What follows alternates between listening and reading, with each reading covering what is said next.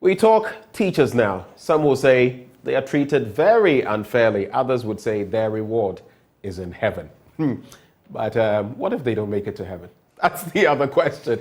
We are hosting this morning in the studio Nana Kwame Sefah. He is President, Teacher Trainees Association of Ghana, together with Ekisi Stanley Edem, National Coordinator, Teacher Trainees Association of Ghana. Both of them join us for a conversation. You're smiling, but things are not exactly the way you would want them, are they? Oh, sure. Definitely not. Which is why you're in the studio this morning. All right, so I'll start with you, Jephthah. Generally, when you look at the state of, there are some specific matters we'll be getting into, but when you look at the Ghanaian teacher, at whatever level, what is your reading? What do you see across the length and breadth of, from primary education or basic education all the way to the top? What are some of the things you see in terms of teaching? All right, thank you very much. And just brief thoughts on that. Sure, thank you very much. But first of all, let me send regards to my people, every teacher trainee out there, and our principals, our tutors, and all members who are playing critical role in teacher education in the College of Education. And fast forward, like you mentioned, in Ghana, we can say that the perspective for teachers, honestly, is not encouraging, because people perceive that teaching as although it's a profession, but it is being gotten by those who have lost a number of chances, and therefore they try to get into teaching to, get themselves. It's almost as though if you don't make it, then you go into teaching. Sure, you consider teaching. Whereas myself, I believe that should not be the case. That is why some of us, we are really doing our best, whatever we can, to change the status quo and the perception that people have about teaching. Okay, that's an interesting way to start. How about you, Nana? Yeah, thank you very much. I believe teachers' perspective, I see it in such a way that these are young individuals or individuals who have the zeal and passion to mold other individuals, but unfortunately they lack the resources and then all the things they need in order to push into that. And then also the second thought about it is the teaching field is seen as an option, or mostly they will say a stepping stone. Go to the college, go and be a teacher as a stepping stone, then use it. But that shouldn't be the case. So that's my little knowledge. As teacher trainees, an institution very close to you would be the colleges of education. Sure. When you look at them, sometimes when we interact with them, there are lots of difficulties there. Infrastructure itself, sure, and then logistics. From where you sit, what is the state of that, and what can be done about it? How can it be tackled? What are some of the major challenges you face in that regard? All right, thank you very much. So like you mentioned, infrastructure is one of the paramount challenges that we are facing in the College of Education. It is really putting us at a crossroad. As it stands now, the current academic year is about ending. And if you ask any teacher trainee about the foresight or the expectation that he or she has for the upcoming academic year, I tell you it's a worry, because we don't know our fates. We don't know how the next academic year is going to be. Like you mentioned, the number of challenges that we are facing in this particular academic year, we're really looking forward to seeing them solved or controlled perfectly. But if that do not happen, what then is going to be for the next year? As it stands now, we've been doing this double track or double shift system, whereas our teachers have also echoed their stance very well that they are not going to do this all year round teaching again. And is it too much of a strain on you? Yes. I whatever action that the tutors would take, definitely we are going to be affected very much. Because if the tutors continue to say they're not going to do this all year round teaching again, it means you will go back to be doing this striking thing all again. And the effect that the strike put on us, I believe it's clear, evident that everybody knows about. So we're still going to be as where we are now. What's your take on that, Ekisi? Yeah, definitely, as my president rightly said, the infrastructure has been a huge issue leading to the double track system in the colleges of education. And not only that, aside the accommodation aspect, we have the lecture halls. Upon the introduction of the new B.Ed program in the colleges, where we're running from a 3-year to a 4-year now, population has increased and the facilities are still the same. We have lecture halls. Now the lecture halls are not enough. Some colleges have to turn their chapel and then sometimes even their dining hall as lecture halls for students, which is not all that good. And then also we have a program we call supported teaching in schools, where we as teacher trainees are expected to understudy under our mentors in the various basic schools. But we go there, and sometimes the time we have to take from our colleges to those places, we spend a lot of time.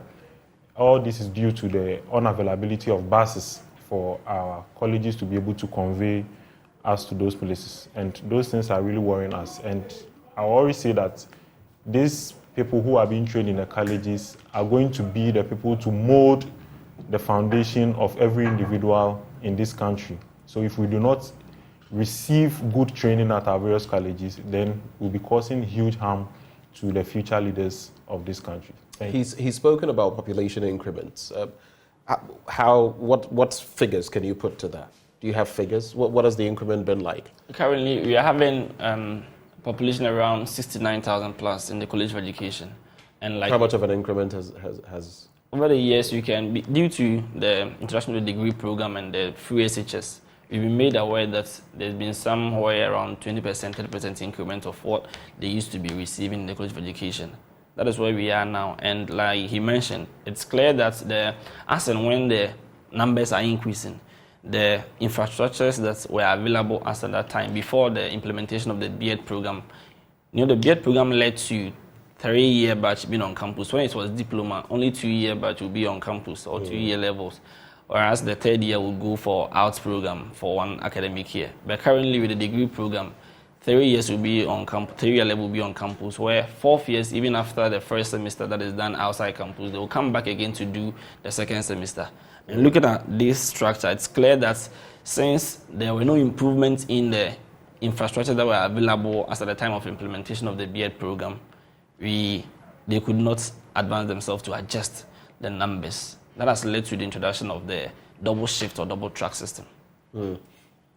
So talking of something else that is crucial, and I'll allow you to bring to bear other issues that are affecting you. There's also the case of the licensure exams. Sure. And there has been some recent conversation about scrapping them or modifying them so that the format changes. What do you think about that? I've also heard talk about an increment from 50 to 70%, and then some conversations that have gone on about reverting to 50%. How do you feel about all of this? And do you feel the licensure exams are adequate in terms of measuring your pedagogical skills and your know-how as you get ready for the classroom? All right. So before I come to this one, recently the conversation that was in town was about the increment that you mentioned from 50 to 70. We as teacher trainees, I want to be clear and explicit for everybody to understand that not that we are afraid of passing the examination. We write series of examination in the College of Education. Myself, I have studied more than 50 courses in the 4 year that I've spent on campus, and I've written exams for all the courses. I've passed all of them.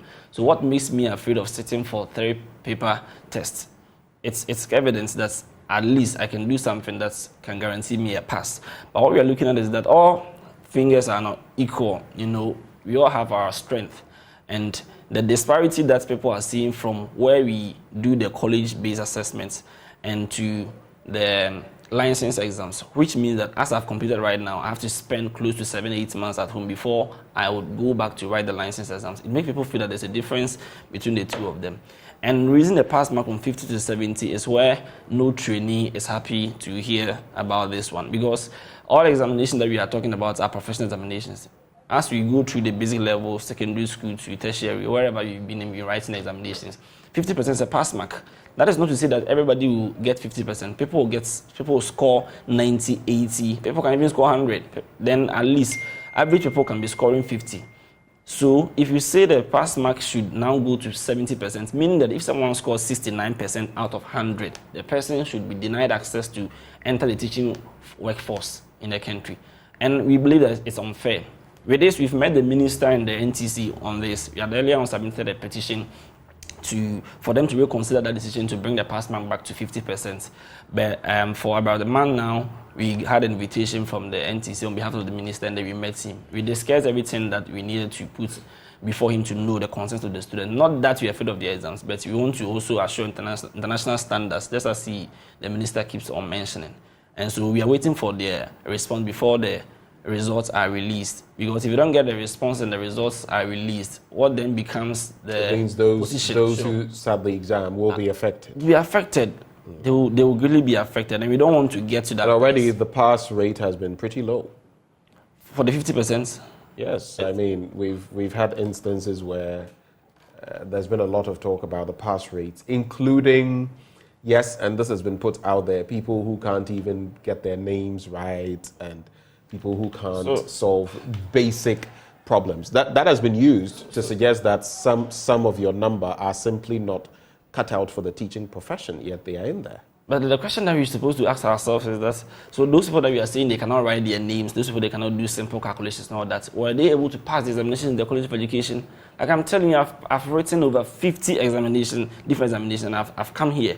So how then did I manage my way to pass all these examinations and just can't write my name during the license exams? It's something that me, myself, I don't get it, and no teacher trainee would get it. Maybe a committee needs to be set to investigate in some of these things more before it can be considered as a fact. And for 50%, like I've said, it's not that everybody is going to score 50. People are going to score 80, 90, then it comes to 50. So that is not to say that every teacher is scoring 50 and 50% is too low. All fingers are not equal. But, Sure. but coming to you, Stanley, what are some of the other problems, the crucial areas that affect your lives as teacher trainees that you really want to put out there, given the opportunity today? Yes, thank you very much. So some of the crucial areas, as we said earlier on, for now mainly has to do with the infrastructure. The infrastructure deficits is really worrying us. Coming back from the accommodation through to the buses and then lecture halls. And the reason why this is a core issue of it is that because of the double track, I come to school, I spend close to 6 weeks, just 6 weeks. And I'm expected to go back home. Somebody traveling all the way from Bogatanga to Hohoi for education, teacher education, will come spend 6 weeks and will sit in the same bus and go back to Bogatanga, go and spend close to 3 months at home doing nothing, only to come back and then resume the academic progress. Not a different semester, but just a continuation of the earlier semester that the person has begun. So for now, one of the most pressing issues is the infrastructure deficit. And then lastly, to talk of it will be maybe the teacher trainee allowance. As you speak, we are currently in 4 months arrears. The government is owing teacher trainees 4 months of arrears. And these allowances are what normally cushion us to be able to buy. How much do you get per month? Yeah, we get 400 cedis per month. A component of it goes to the colleges for our feeding, and then a component comes to us for. What component comes to you? So I'm looking at 4 months, 1,600 CDs. What component comes to you? About how much comes to you? Yeah, what it's a 50-50 percentage. So 800 comes to you, Yes. for example, for the 4 months, and 800 goes to the College of Education. Yes, but recently there has been some adjustments where a component of our 50%. 45 CDs was taken from our 50% to be added to the feeding part for it to. So that would actually be about 50% per month. Yes. Or the entire figure. No, so what it means is that at first it was 50%, but now, effective this academic year, the government has said that for the Prinkoff submitted a petition to the minister to reconsider adjusting their feeding components, which of course we didn't even think it would result in taking part of what comes to us. We thought that was going to result in increments in the allowance itself, so that it comes to balance half and then balance the other half. But we realized that the decision that was taken was that 45 cedis be taken from what we receive. So currently, it's clear that trainees are receiving less than 200 cedis, around 155 cedis thereabouts, which is what we are having 4 months in arrears, that every trainee is crying for it to be paid, honestly. The allowance does a lot of things for us in the College of Education, and if you want to see smiles in the faces of my people out there and to get their passion, their activeness to do what is expected of them to do in the College of Education, then the allowance, we need it to be coming. All right. So we've laid bare quite a number of matters. The infrastructural deficit. We've spoken about the licensure exam. And then we've spoken about the NOCO fuel that you get, your allowances. What will be your final words, gentlemen? I'll start with you, Stanley. All right, thank you very much. My final words to all stakeholders and then all who matter in education in the country is that colleges of education from time being have not been given the attention that they really need, that it deserves. But I want to put it out there once again that colleges of education, as we see it, they are the institutions training teachers for basic education in the country. And the basic education is the starting and then the foundation state of every individual in this country. So if attention is not given to how the teachers are trained and how they come out, it is going to affect the impact that these teachers will have on the children. And if we do not give our children the needed training and requisition at the basic level or the foundation state, we should know that we are jeopardizing the future of our country as a whole. So I will urge all stakeholders, especially the government and all who matter in teacher education, to start giving colleges of education the needed attention. Thank you. All right. To you, Jephthah.